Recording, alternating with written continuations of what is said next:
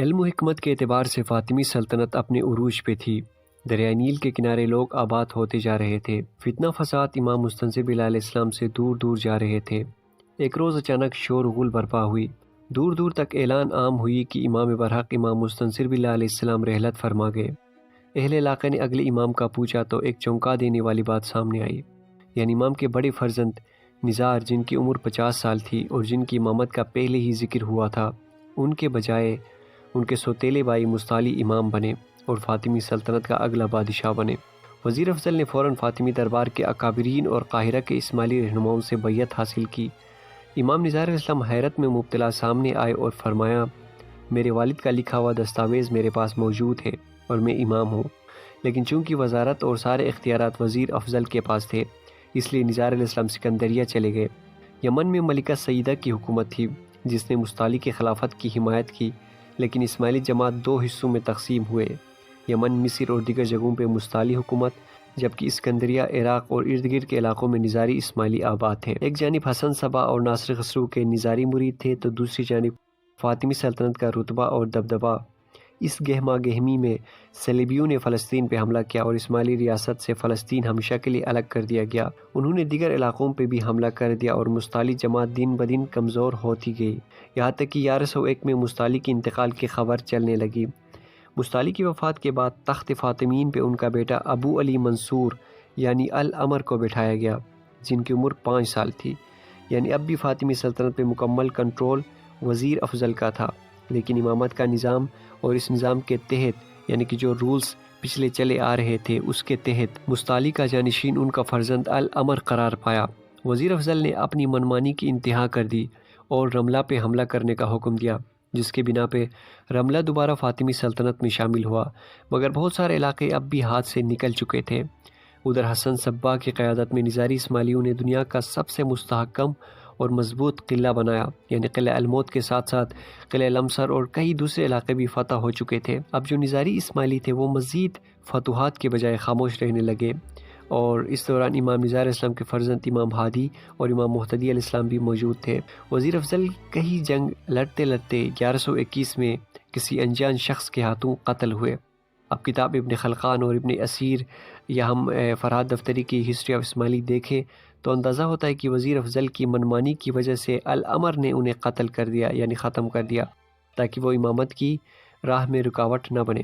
وزیر افضل کی موت کے بعد وزارت مامون کو ملی، مگر بعد میں ان سے بھی وزارت چھین لیا گیا، کیونکہ وزیر بننے کے بعد یہ جو وزیر ہوتے تھے وہ اپنی منمانی کیا کرتے تھے اور اس زمانے کا جو امام ہوتا تھا اس کی بات نہیں مانتے تھے۔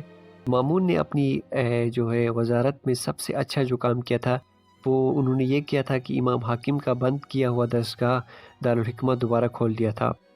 تو الامر نے وزیر مامون کو ہٹا کر پھر کسی کو وزیر نہیں بنایا، بس خزانے پہ ایک عیسائی راہب کو بٹھایا۔ الامر کے دور امامت و خلافت میں امام نظار علیہ السلام کے خلاف یہ بات پھیلائی گئی تھی کہ امام مستنصر علیہ السلام نے مرتے وقت نظار اسلام کی امامت منسوخ کر کے مستعلی کو امام بنایا تھا۔ انہوں نے اس بات کے کئی گواہان بھی بنائے، اور بہرحال ان اختلافات اور گہما گہمی کے دوران اکتوبر کے مہینے میں الامر کو کسی انجان شخص نے مار ڈالا، جس کا الزام سیدنا حسن صبا کے فدائیوں پہ لگایا گیا۔ البتہ اس میں کتنی سچائی ہے یہ اس زمانے کے مورخین نے صحیح انداز سے پیش نہیں کیا۔ اور اب یہ دیکھیں کہ الامر کی موت نے فاطمی سلطنت میں کوہرام مچا دی تھی اور جماعت میں الجھن جنم لینے لگی تھی۔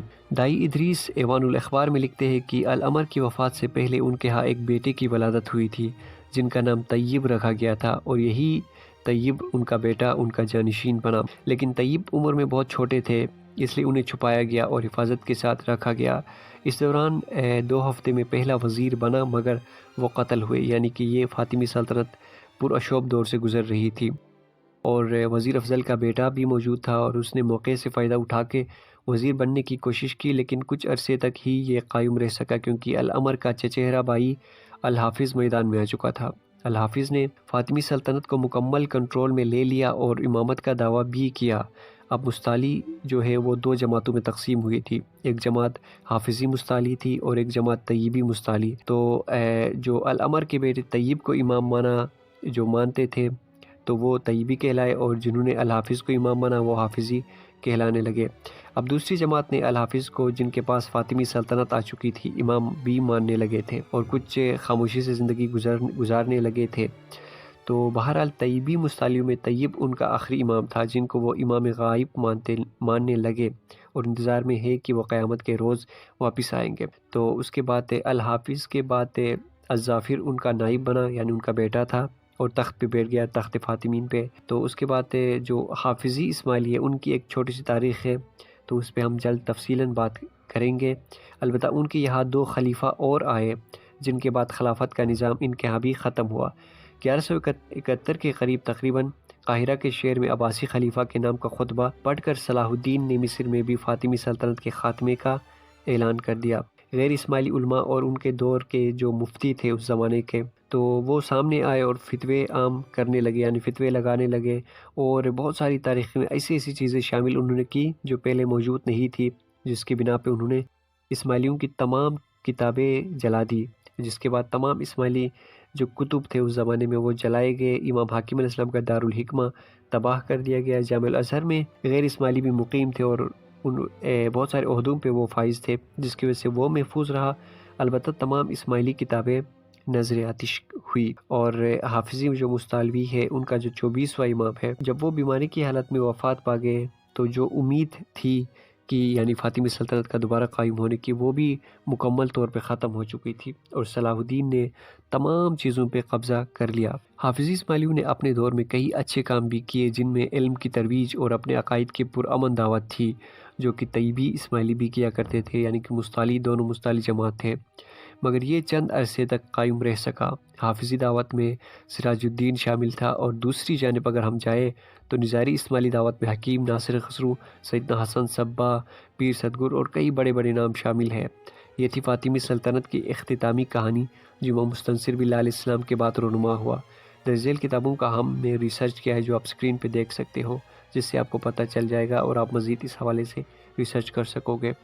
تو یہ چھوٹی سی تاریخ تھی اسماعیلی جو 2 حصوں میں تقسیم ہوئے تھے، مستعلی اور نظاری، اور مستعلیوں میں مزید پھر 2 جماعتیں بننے لگی، جن میں طیبی ہے اور الحافظ کے ماننے والے، اور پھر ان کے درمیان پھر بوہری جماعت اور یہ داودی بوہری، یہ وغیرہ پورا مکمل کہانی ہے، جو کہ ہم بعد میں کر سکتے ہیں ایک مکمل ریفرنس کی شکل میں، جس پہ بعد میں ہم تفصیلاً بات کریں گے۔